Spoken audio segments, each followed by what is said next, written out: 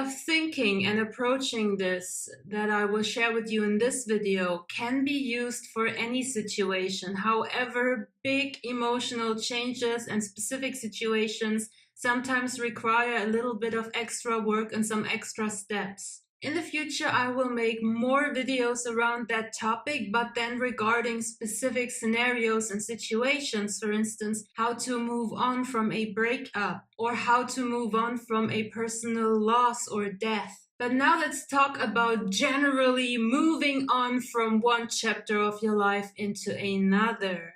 The reason why I'm doing this is because I personally am in exactly that situation right now, and I have faced all of the old demons and all of the old struggles myself, and I have successfully used this specific way of thinking and approaching the situation to actually be able to move on without losing my shit. A few of you are already aware of this big ass change. However, I think the majority of you are still in the dark about it. I have decided at the end of last year that I will leave Serbia for good. The desire to move on to bigger things and to live in an environment that actually reflects my authentic self significantly better than Serbia is able to do has been lingering in the back of my head for quite a while now, but it took me a hot minute to actually really figure out where I want to go next before I even came to this point. However, once I made the decision of where I want to go and how this needs to look like for me to be ideal, there was nothing that could hold me back ever. It was like I made my decision. It resonated so hardcore with me that there was not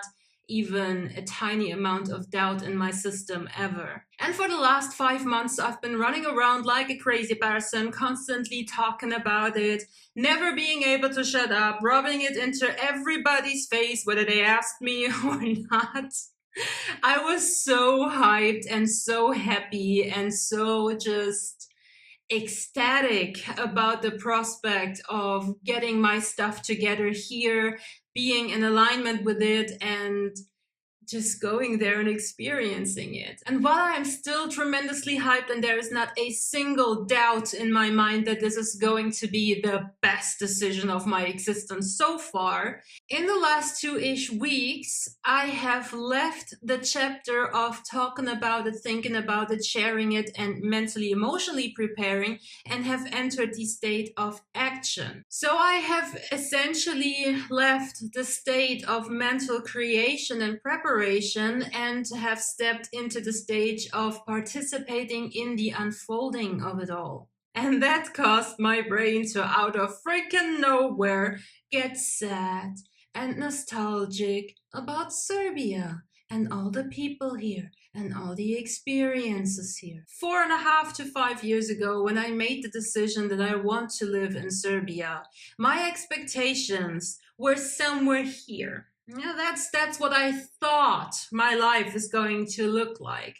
The life that I have actually gotten to live here is somewhere there. Is a big difference. It's significantly better than what I thought I wanted 4.5 years ago. And also what I thought I wanted once I actually lived here. It was a big time of massive transformation. I died 100 million times and I had to give birth to myself, rebirth myself 100 million times. I fell apart, I broke apart so many times and had to put myself back together just to then sometimes voluntarily and sometimes involuntarily crash everything and take everything apart again just to build up in a better way. So of course I have some form of attachment to this time period, and of course it is normal that I don't just shrug it off and go through life like a damn robot, completely out of touch with my emotions. I did expect to experience some form of bittersweetness, but I did not expect to sit in my bed and cry about it. So that came kind of out of nowhere. And I think you are all familiar with this feeling. Of course, this feeling is even more severe when you are moving from a relatively blah chapter of your life into one that looks at first glance stressful and and even shittier than the previous one.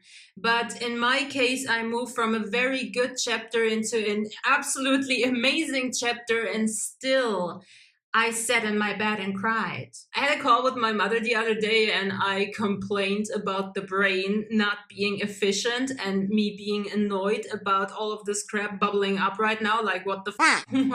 What do you want from me, buddy? Brain, huh? What's up? And my mom said that it's very normal, and she gave me a really cool example. She said that whenever you buy a new car, on the drive to the new car, you feel like your current old car is the best car in the world and you cannot imagine not driving it. And it's, oh my God, the attachment. And I love that car and all the memories of what I did with that car and where I drove and who I gave a ride in this car and everything that happened here. But then the second you actually drive your new car, you're like, no, thank you. I never want to go back. So this is some seemingly unnecessary human thing that we go through, whether it's a big thing like moving countries and freaking continents, or whether it's just something small like replacing an old car. From a biological, medical, anatomical, biochemical perspective, this is simply your brain adapting. I would not call it a purge by any means because it has nothing to do with this. However, it is you adjusting your mental, your physical, and your emotional body to a new environment, to a new lifestyle, and just the process of breaking down that which you don't need anymore and learning to integrate that what you do need from now on is a little bit stressful on the human system. So it's essentially not that big of a deal, but it can sometimes mess with our heads. And for me, it manifested in thoughts of wanting to reach out to old people again, to people that I have not talked about. I had thoughts of going back to the pub that I spent oh so many days and nights and weeks and months in. I had thoughts about reaching out to old friends that I haven't talked to on purpose in years. So essentially, to break it down, I felt the need to revisit my past. And of course, that then manifests in the desire to check up on these people online, right? Do a little stalking here and there, contemplating whether I should reach out or not, and even going as far as creating little stupid scenarios in my brain where I imagine just randomly bumping into them on the streets and having a full ass conversation about what's going on and where I'm going. And I'm not even sure what's the point of this. Like, do I want recognition for that? Do I want to feel like they would miss me, or like, what up? And while it may seem silly and unnecessary, this is actually a very pivotal point in our own development. This is a point where we find ourselves on a crossroads, where we need to decide, do I turn left, which leads to the past, or do I turn right, which leads to the future? And this is exactly where my thinking process starts. Every time I feel the urge to reach out to somebody from the past, let it be an old flame, an old SP, an old friend, or go back to an old place, revisit my past, essentially checking up on friends that I haven't seen in God knows how many centuries. Every time I get these urges to do something like that, or I find myself daydreaming in specific idiotic scenarios of bumping into these people, I actually visualize myself standing on such a crossroad and being hyper aware of the fact of where either of these paths are leading me, knowing that if I go and act upon this impulse, almost desire, I will revisit the past. Whether this is actually going to happen in form of a 3D experience where I actually move my butt to those people, to these places, or it's just mentally, emotionally, it doesn't really matter. The brain and the body are not super hyper aware of the difference between imagination and real reality, lived experience. So with this awareness of the consequence of each path, knowing that when I do go back, I will focus once again on something that I have already released, something that is no longer part of me, and something that I do not want to be a part of my life anymore.